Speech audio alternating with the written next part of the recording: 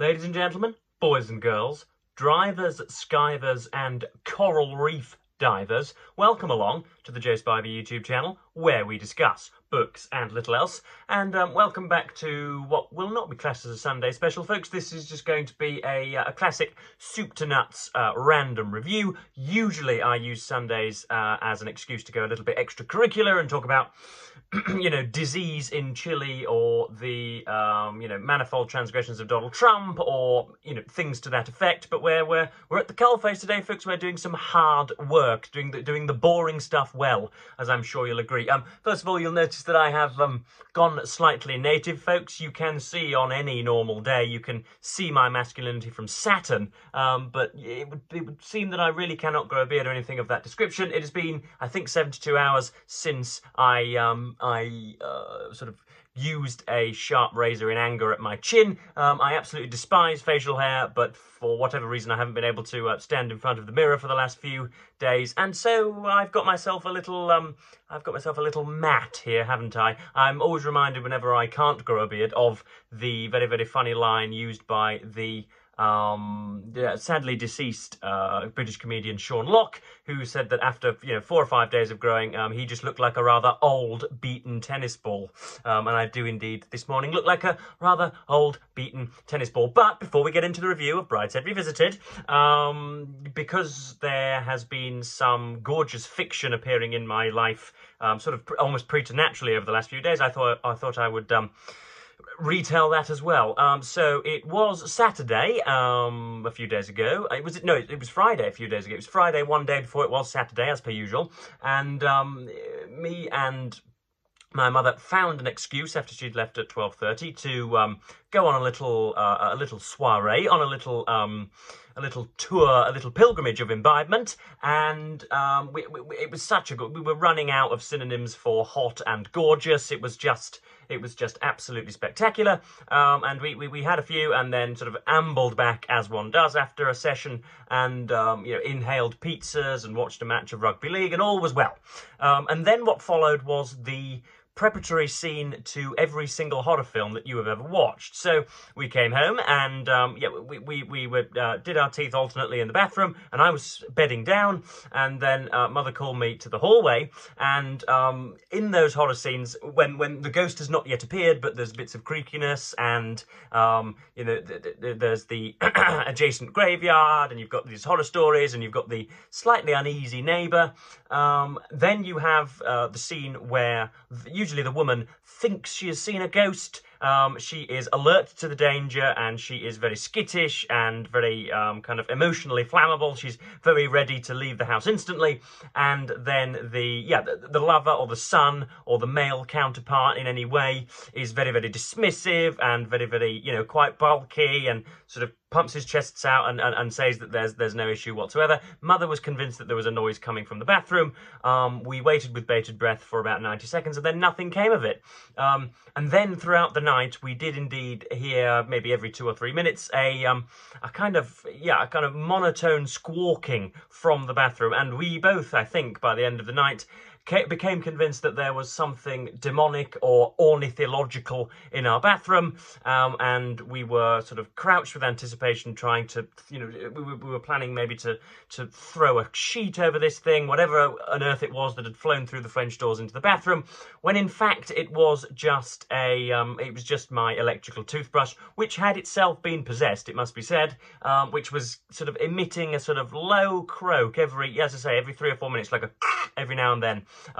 So yeah, we were absolutely terrified for a short while, but it was nice to have the wonder of the supernatural, or at least the perceived supernatural, in our house. So that's a short story. It's now, of course, it is a great source of amusement, and will probably form at least the kind of planning template for a Joe Spivey short story in the future. But anyway, that is my non-fictional ramblings for the day. It's time to get jolly fictional, folks. Now, this is the 1945 novel Brideshead Revisited, written, presumably anyway, by Mr. Evelyn Waugh.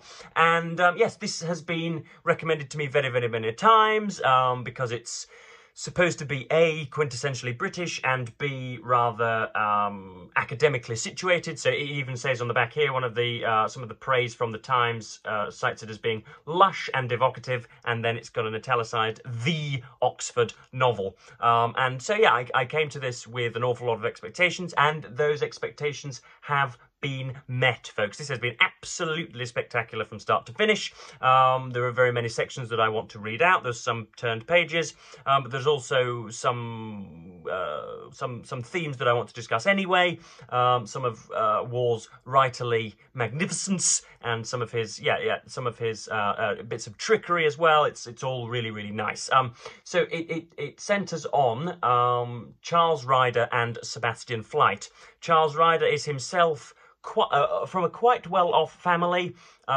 He is originally a kind of diligent student, and sets forth to have a brilliant Oxfordian career. But then one night, as Sebastian Flyte sort of regurgitates an evening's calories into his front living room or whatever, they become great friends. And Sebastian Flyte is, I think that's supposed to be him depicted on the front, but the more I read of this novel, the more I disagree with the choice of actor / poseur for the front cover. But there we are. Sebastian Flyte is an aloof and eccentric, a kind of altogether pusillanimous, rather fleeting, rather uncaring, rather just the quintessential bon vivant, and he has or exercises and demonstrates and exhibits that traditional foppish nature where the most trivial quotidian things are extraordinarily important. So he will obsess over the amount of butter on his toast, the amount to which his port glass is filled, the colour of the tyres on his BMW or whatever. But then will be ridiculously blasé about very important things indeed, such as academic progression and £400 or £500 of a deficit in one's bank account. So yeah, it's cheery, and you get a great kick out of that at the beginning. But I've been wondering about this for a little while. It's always something that I light upon when it's present in a book, is a pairing between one very dominant, very worldly wise, but very casual, very almost kind of unintentionally authoritative figure, somebody who has a kind of ineffable presence whenever they walk into a room, i.e. Sebastian Flyte, or perhaps Gatsby, or whoever it is that is Mr. Ripley's friend in Ripley. You've got that kind of usually moneyed, very effete figure, and then you have the bloke from the coalface, essentially, the middle class or the working class bunny rabbit or whatever, or the little impecunious terrier that's kind of gnawing at his knees and really wants to be part of that more grandiose social circle of which he is already a storied member. And so that happens between Nick and Gatsby. It happens with the talented Mr. Ripley. The more I read of the Sherlock Holmes stories, the more I find a preponderance of that interplay there as well. And that's something that shines right through in this novel. And before long, Charles Ryder is taken as Sebastian's guest to Brideshead, the country seat of Lady Marchmain. We learn on that trip, or on subsequent trips, that Lord and Lady Marchmain have been the subject of a scurrilous separation. Lord Marchmain is living in Venice with a lady, lowercase l, and Lady Marchmain is kind of sullying the halls of Brideshead with her ruminations and her regrettable negativity. But yes, that forms the centre part of it. They both then fail essentially at university because they're spending so much time wassailing about the place. They spend more time on top of tables kicking ashtrays than they do in the libraries and the study lounges. And sooner or later, Charles Ryder realises that he wants to be an artist, darling, rather than any kind of mild-mannered, tweedy academic, and so they both quit. Sebastian because he cannot get a hold on his drinking habits, and Charles Ryder because he realises, like Joseph Spivey did, that his intentions and future are at variance with the merits of a procurement of a degree. So yes, that's a little bit of the centerpiece, and then slowly, Catchy Monkey, Charles Ryder becomes ensorcelled, absolutely besotted with his sister, not his sister, Sebastian's sister, whose name is going to evade me, even though she's an extraordinarily important part of this novel. Her name is Julia. Thank goodness for that. How embarrassing would that have been? So yes, I've got 6 sections that I want to highlight. Another thing that I want to point out before reading them out is that he's got that Woodhouseian quality about him, that ability to humour and to ridicule and to be very, very funny textually, to do the hard graft, the textual hard graft of getting the sentences right and being rhythmic and being funny, but then also showing a capability to be serious with a capital S as well, and profound and significant, and give you a little bit of, giving you a little parcel of the earth and of life as we all know it. So yeah, he manages to do that, and that's one of my key reasons for loving it. So yeah, the first section is about Mr. Ryder's loss of, should we call it a loss of soldierly zeal. It starts off in 1940, even though most of the action takes place in the 1920s. Yeah, it talks about the way in which Charles Ryder has gone out of love with his soldierly duties in 1940. But this just gives you a feel for the authorial presence on the page, and how it's intermittently wistful and whimsical, and yet can be quite pungently terse as well, I think we'd say. I knew it all, the whole drab compass of marital disillusion. So he's comparing his disillusion with the army with his disillusion with a prospective wife.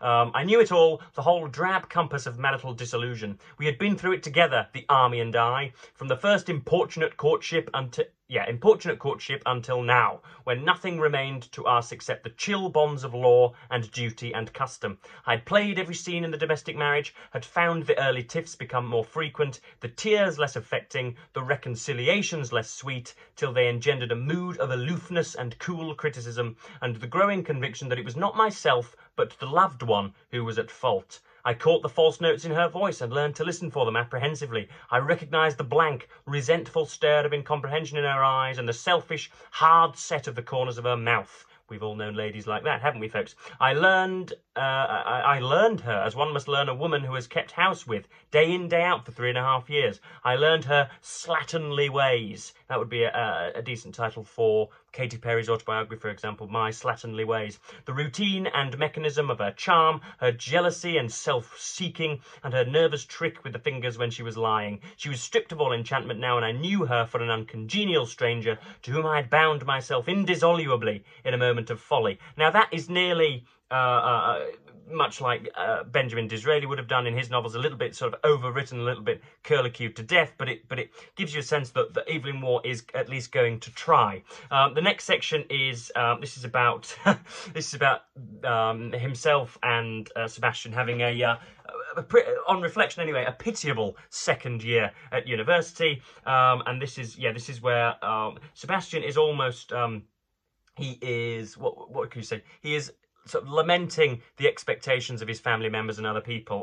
So this is a conversation that takes place between Sebastian and Charles. I was just someone of mummies. They all say that I made a very bad start last year and that I have been noticed, and that if I don't mend my ways I shall get sent down. How does one mend one's ways? I suppose one joins the League of Nations Union and reads the ISIS every week, and drinks coffee in the morning at Cadena Cafe, and smokes a great pipe, and plays hockey, and goes out to tea on Boars Hill and to lectures at Kebble, and rides a bicycle with a little tray of notebooks, and drinks cocoa in the evening, and discusses sex seriously. Oh, Charles, what has happened since last term? I feel so old.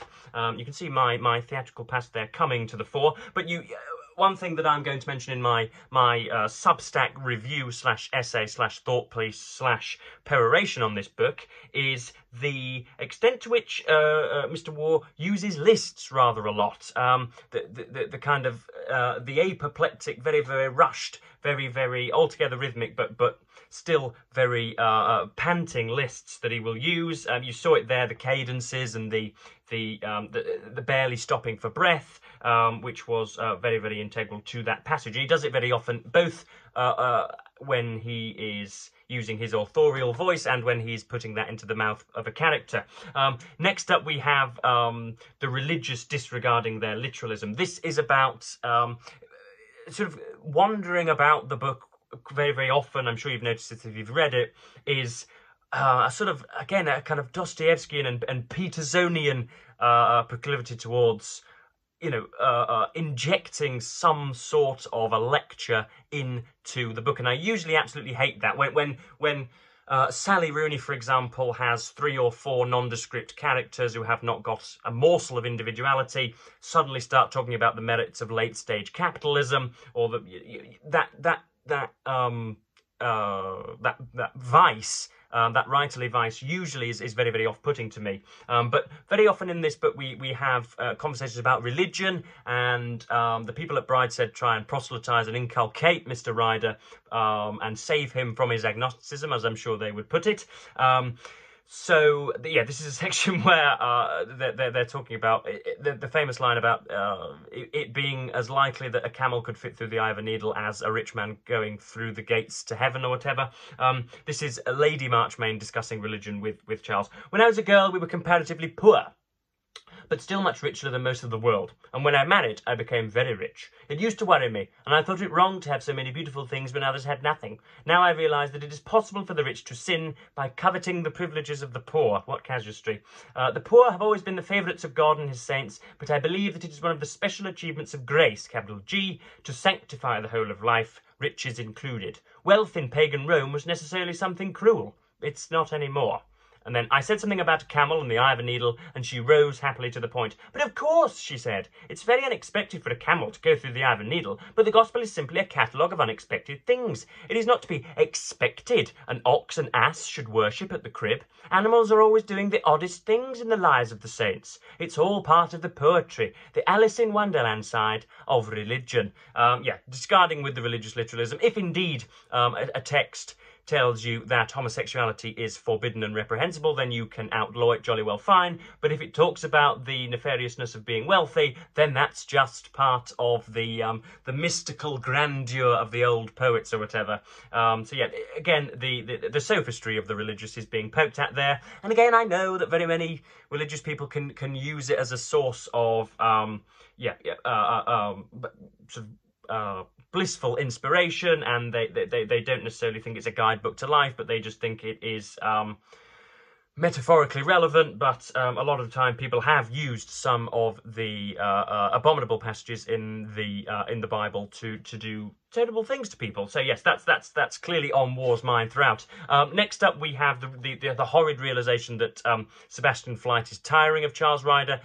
Sebastian is becoming ever more unstable, or ever less stable, ever less reliable, and ever more given to just sort of bacchanalian adventures and getting lost in the middle of the night and going and digging someone up in a graveyard and having his merry way with a cadaver or whatever, just the most awful things. And he's just like he's just knocking the stuff back, and he's not somebody you would really like to be with. Yeah, but this is the realization that Sebastian really has changed. And this is Charles Ryder speaking. A blow, expected, repeated, falling on a bruise, with no smart or shock of surprise, only a dull and sickening pain, and the doubt whether another like it could be born. That was how it felt, sitting opposite Sebastian at dinner that night, seeing his clouded eye and groping movements, hearing his thickened voice breaking in ineptly after long, brutish silences. When at length Lady Marchmain and Julia and the servants left us, Brideshead said, "You'd best go to bed, Sebastian.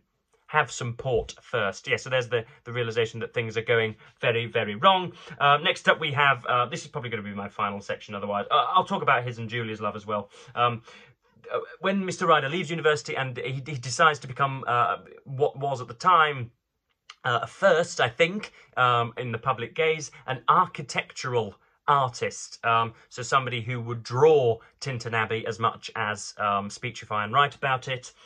Somebody who would draw ancient ruins at Whitby or whatever, and Newstead or whatever, and specialise in that rather than the kind of you know, porcelain heavenly excellence of a lady's nape or neck, or, you know, just 3 afternoon rowers on the Glen. He is somebody that likes to focus on ruins and architecture and buildings, which is apparently new to London and to Europe at the time. And he goes away to the fronds of I was going to say the African countryside then, but let's just say Africa, South America. He goes abroad and is, you know, welcomed into the greenery and obviously finds a revelation, as we all do. I think it's Lex Friedman who's the latest to go on his own sojourn into the jungle, isn't it? But yeah, and Mr. Ryder uses this as an excellent way to satirise some of the critics, some of the artistic critics who, for years and years and years and years, have patted him on the head and slapped him across the face and told him he'll never be anything, and then all of a sudden, in an act of horrendous duplicity, are telling him that he is a really, really marvellous artist. We learn that it is through his later wife, who isn't named for a very long time, but we soon learn to be called Celia, has been the one that has wheeled him out and shuffled him onto the stage and is largely responsible for his edification and his, what would you say, induction into the high and the mighty. But despite this isolation and this long sojourn in a strange world, I remained unchanged, still a small part of myself, pretending to be whole. I discarded the experiences of those 2 years with my tropical kit and returned to New York as I had set out. I had a fine hall, 11 paintings and 50-odd drawings, and when eventually I exhibited them in London, the art critics, many of whom hitherto had been patronising in tone, as my success invited, acclaimed a new and richer note in my work. And this is the section that's, it's all in italics, and it's obviously Evelyn Waugh just inventing a newspaper section, but it's so good. So this is what the critic has supposedly written. Mr. Ryder, the most respected of them, wrote, rises like a fresh young trout to the hypodermic injection of a new culture and discloses a powerful facet in the vista of his potentialities. By focusing the frankly traditional battery of his elegance and erudition on the maelstrom of barbarism, Mr. Ryder has at last found himself. Now, if indeed you could tell me just what that section means, then I should love to know.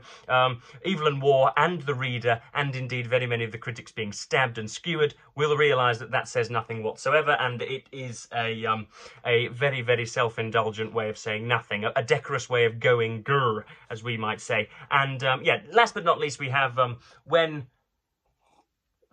Charles is with his wife on a boat, everybody is suddenly, essentially, sent back to their dormitories, sent back to their rooms as a result of a horrid storm, and himself and Julia, who have much better seafaring legs than, much more adapted seafaring legs than most of their fellow passengers, find themselves having kind of naturally inadvertently apportioned themselves some space and time together.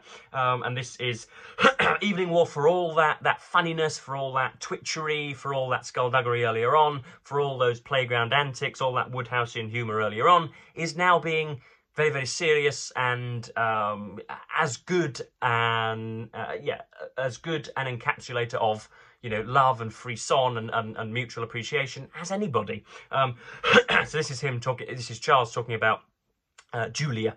I knew what she meant, and in that moment felt as though I had shaken off some of the dust and grit of 10 dry years. Then and always, however she spoke to me, in half-sentences, single words, stock phrases of contemporary jargon, in scarcely perceptible movements of eyes or lips or hands, however inexpressible her thought, however quick and far it had glanced from the matter in hand, however deep it had plunged, as it often did, straight from the surface to the depths, I knew, even that day when I stood on the extreme verge of love, I knew what she meant. So there you have, yeah, that's him. He's not doing it in a silly way.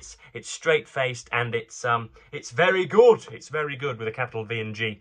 So yeah, if you want to know some of my more developed and some of my more cured and matured thoughts on this, then you're going to have to subscribe to my Substack, folks. I'm going to be writing both today and tomorrow about this. I'll probably do about 1,500 words on it and get that released hopefully about this time tomorrow. So that would be nice. And if you're finding that somehow my Substack is not going to be your liking, or that my writing will not swim well with you, I have been the subject of quite the highest and most mighty praise by the Brontosaurus Bostonian, our patron and pariah on here, Steve Donahue, who watches this channel, I believe.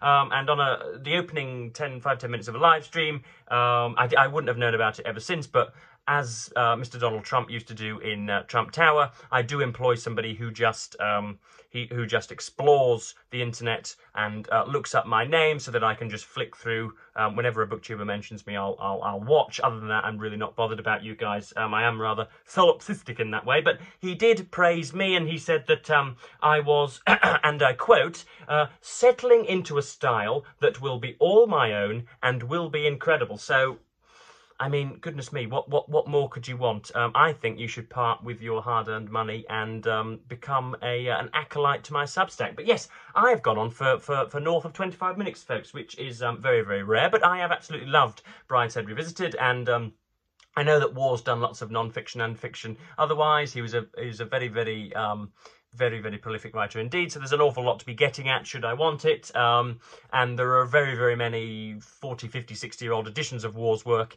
in charity shops and second-hand bookstores in this country, upon which I will seize. So yes, I am probably going to end this video here and go and watch a marvellous cricketing match between the West Indies and England, which is stewing into a very competitive affair indeed. And thank you ever so much for watching BookTube, and say goodbye.